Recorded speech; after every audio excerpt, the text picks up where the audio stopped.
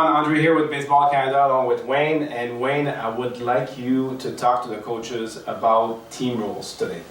So you've been with teams over the years. So what type of guidelines could you share with our coaches at home about team rules?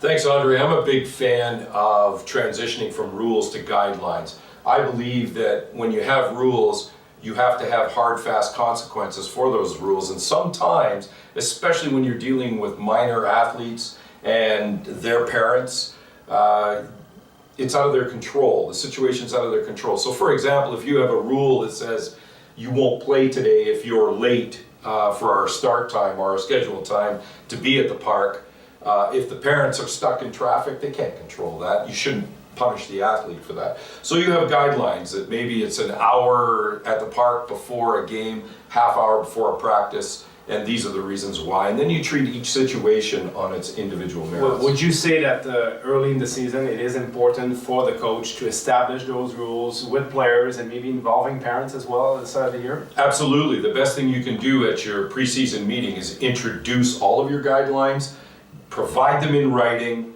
and ask everyone to provide feedback on them at that time.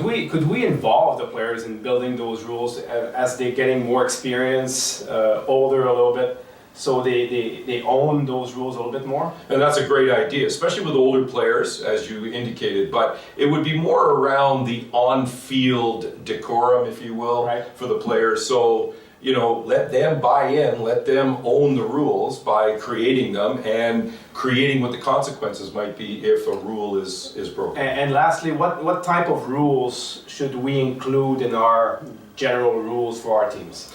Well, again, you're going to talk about what time athletes need to be at the park before games and practices, what the conduct is expected at the park and off the park, for example, at tournaments and things like that. There are also some things that are non-negotiable. Like what? So, alcohol, drugs, tobacco use, harassment, things like that. Bullying, all those Bullying, things. exactly. Those are things that are not going to be tolerated and would still likely be more of a rule than a guideline. Perfect. Okay. So here you go, coaches at home. So you got some information about team rules. Hopefully you will remember to address your team rules early in the season so you have a fantastic season with your athletes.